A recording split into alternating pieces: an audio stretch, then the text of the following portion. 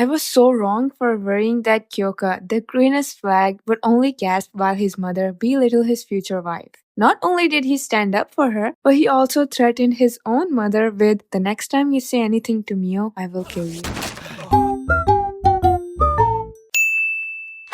After I watched the teaser/trailer, I couldn't stop myself from reading the light novel. And I don't regret it in the slightest. If you want to go into season 2 blindly, you can skip the video.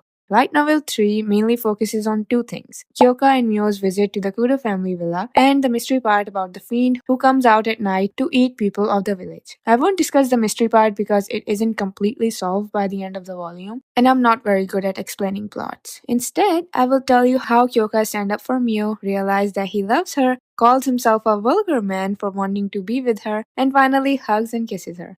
The prologue is about how the villagers were frightened by the strange presence that wander at night, draped in black cloth that hide its face. The rumor spread that the creature is neither a human nor an animal, and had attacked a villager during the night and had chased him through the forest. The chapter 1, on the other hand, focuses on Kiyoka, who had a lot of work, and Miyo, who had continued taking etiquette classes with her sister-in-law 3 or 4 times a week. Her life could be boring, but Hazuki had invited her on a shopping date. They visit all the stores in the capital in search of beautiful western clothes for Miyo, who had always wanted to dress in that style but never had the opportunity or the confidence to do so. When the two girls were about to head home, Miyo saw a man carrying a heavy load who tripped and fell on the ground. Being the good person that she is, Miyo approached to help him. To her surprise, the man's face seemed very familiar. His handsome and refined features dazzled her. Although he was pale as a ghost, he was still very handsome. And for some strange reason, she thought that the stranger resembled her fiancé.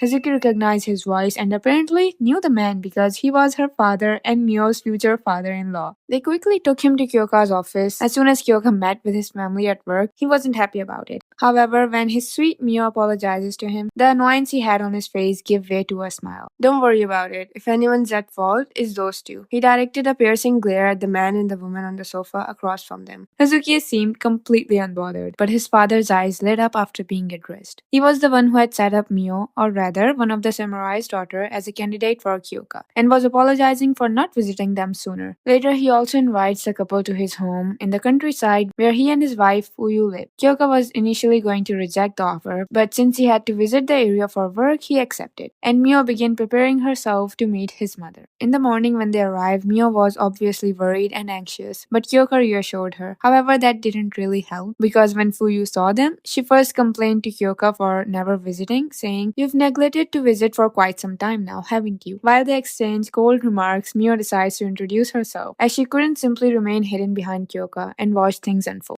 Summoning all the courage she had, she stepped beside her fiancé. Excuse me," she said with hesitation. Kiyoka made a silent attempt to stop her, but instead of backing down, she nodded in response. "It's a pleasure to meet you. I am Miyo Saimori," she stuttered. Fuyo saw her but clearly ignored her existence, asking Kiyoka who she was and calling her a shabby attendant. And that was not even the worst part. She also called her a shameless, ugly wench. Kiyoka was partly shocked at his mother's audacity. After all, he was the head of Koru family now. She said to Kiyoka, "What village did she crawl out of, I wonder? She's positively shabby. People will question your character if they find out a man of your station is keeping such a vulgar woman at his side." Concealing her mouth with her fan, she glanced over at Miyo as if she was looking at a mere pile of filth. Miyo could clearly hear Kiyoka make a low growl. "Say that one more time." Takehiro, Kiyoka's father, tried to calm his son, but Kiyoka completely ignored him. "I told you to say that one more time, Fuyukudu." He used her full name to emphasize his seriousness. He had signed a word informing his mother that he would visit with his fiancée. Yet she put on a show just to embarrass Miyo.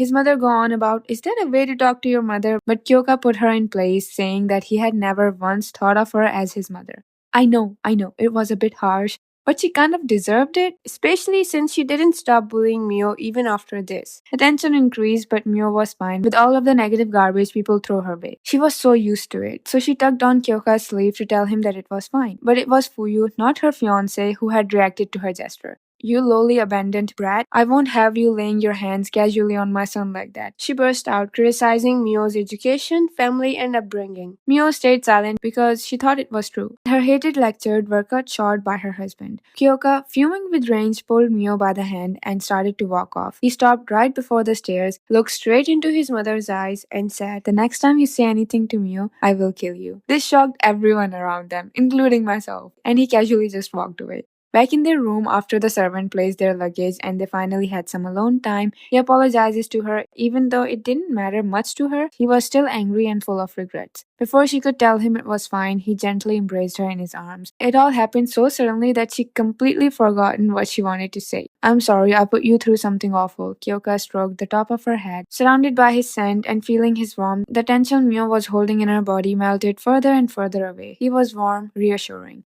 "I'm not going to run away," she thought. Though she did not have the slightest idea how she'd get Fuyu to understand her, but unlike in the past, she wasn't on her own. And because of that, she could never give up. "So Kyoka, will you watch over me for a while?" she asked. He finally agreed with a pout, but also told her that he was serious about killing his mother. "If Fuyu says something like that to you again, tell me. I will turn her to ashes on the spot," he had said. Miyo panicked and told him not to do anything like that, and he released her with a sigh. And to her surprise, as he let go of her, she felt kind of lonely and kind of missed his warmth. Recognizing her feelings, she called herself immodest and pushed the thought away.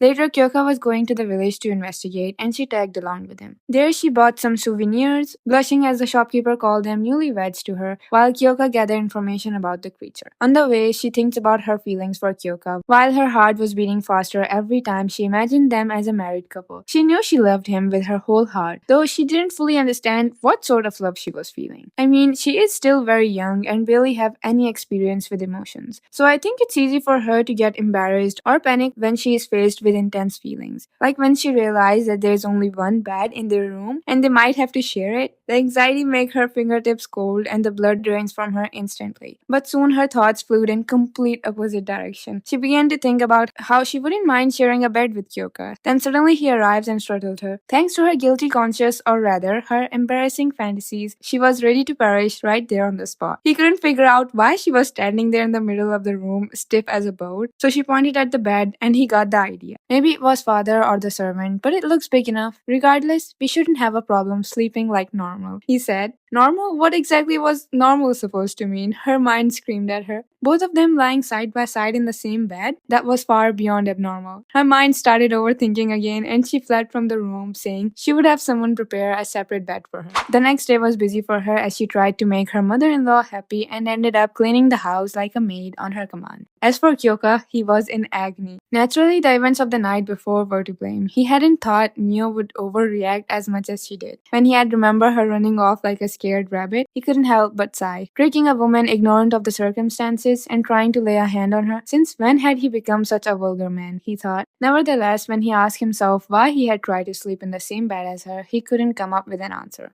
I get it that they're both facing their own feelings, but after watching the first season, I honestly thought that they were aware of how much they loved each other. Because, well, I could see it. But then again, I think it's sweeter this way. Also, we were so close to the one bed trope, and I really hope that in the upcoming volumes, this trope blooms into the night. We also have an age gap trope that a lot of people have problem with, though I'm okay with it as long as no minors are involved. But you tell me your thoughts, because there are a lot of debates about this specific trope in this specific light novel. Anyways, back to the story. Evening was setting in, and the moment Miyo heard that Kyoka had returned, she rushed to the entryway to greet him. Kyoka responded with a relieved grin, gently placing his hand on her head. But when Miyo felt the chill on his palm, she couldn't help but be startled. "Your hands are so cold," she remarked. Kyoka, noticing her concern, began to pull his hand away. She softly wrapped her hands around his because he looked like he was pushing himself too hard. Sensing that he needed rest, Miyo insisted that they head to a warm room before dinner. At first, Kyoka seemed surprised by her, teasing her for being uncharacteristically pushy. This made her realize that she had grabbed his hand without thinking. Her face grew hot as she apologized, but Kyoka just chuckled. Grateful for her warm hands, he pulled her along to his room, and Miyo's heart skipped a beat, overwhelmed by the closeness and the warmth they shared.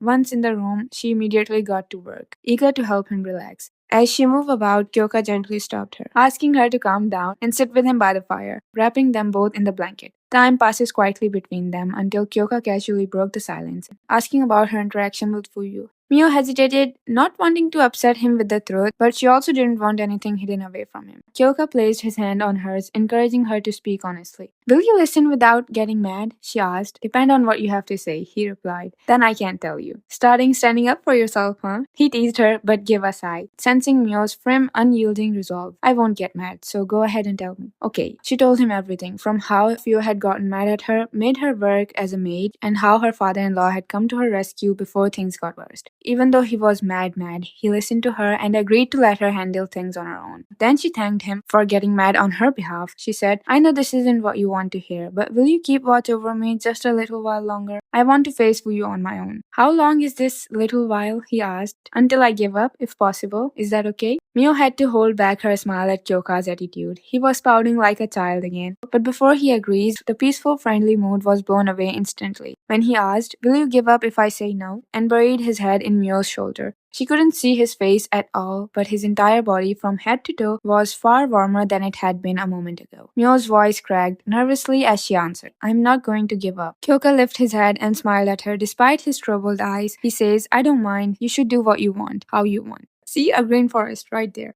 Later, the situation with the demon grew out of hand, and he had to go to the village. But what if the danger reached their house? With this thought, he asked his father to take care of Miyo as they share a drink. His father teased him a little, saying, to think the day would come when you'd rely on me for something like this. What, is that a problem? Kyoka inquired without hesitation. Not at all, just made me think that you really do love Miyo, don't you? Hearing that, Kyoka just stared at him confused. For a second, his brain hesitated to actually understand what his father had said to him. Love? He never had thought deeply about his feeling for Miyo. While I did get the sense that I had something like compassion or affection for her, he thought, it was undoubtedly a shocking truth to arrive at. Still, strangely, it also felt like a perfect fit. And after seeing Miyo being so dependent in the time of danger, when just a while ago she had been so anxious about his mother, he was sure that his father had been right. It was love. Love was blooming in Kyoka's heart, and he thought that soon the feeling would be too hard for him to cover up. I'm going to be honest, Miyo is such a great character. The way she hesitates about little things sometimes, but when it comes to Kyoka, she is willing to give it her all, including her life.